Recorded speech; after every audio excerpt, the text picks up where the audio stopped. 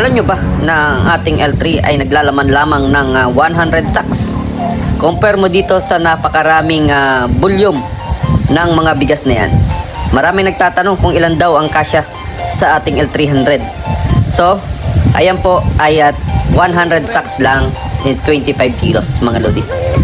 So sa ganyan karami ba, kasya ba sa L3 natin? Ito po, sasagutin natin kayo. Ayan po ay isang load ng Coco Pandan ang isinakay natin dito. Ang in-order natin dito mga lodi. So ayan, kararating nga lang at mainit-init pa. So alam nyo kung bakit ko in-order ito?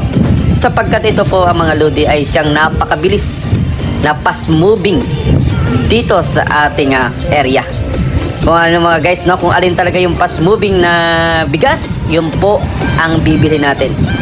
So yun guys, parang reserve na rin natin yan, stocks. Kasi po napakahirap pong pabalik-balik sa rice mill kung L3 lang ang gagamitin natin. So balit kapag itong isang truck na to ang gagamitin natin mga lodi at dito tayo nagpa-tracking, sigurado po ay masusolve yung ating problema sa bigas mga lodi.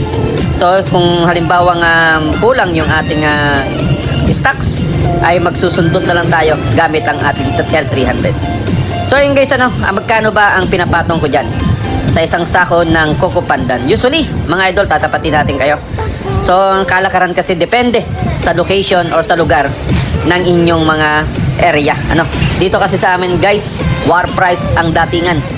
So hindi naman dapat tayo ganon mga lodi. Kumbaga ay papaano yung ating pagod kung makikipagsabayan lang tayo sa kanila at tayo ay maiiwanan mga lodi. Kaya naman po sinabay na natin.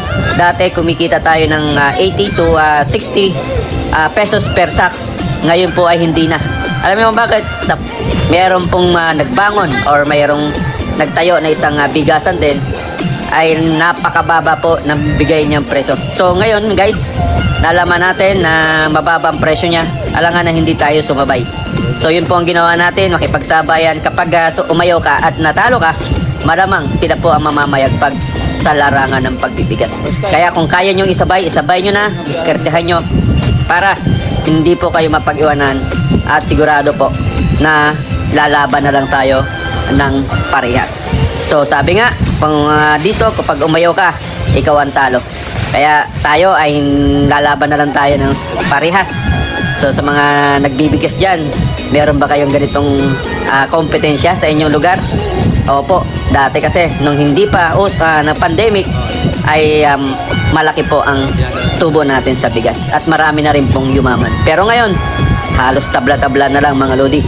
So ayan guys, para na rin to sa ating mga kababayan na patuloy na tumatangkilik sa ating mga produkto. At hindi naman po pwede na tayo ay tumaas ng presyo sapagkat ay mapapag-iwanan talaga tayo. Ayan po, ako si Tenos Ray Rice. Mahirap hanapin, madaling lipitan. Ayan po, at maraming salamat sa panonood. Kung hindi pa kayo nakapalo sa aking profile page, pakipalo na po. And God bless you all sa ating lahat. And bye-bye.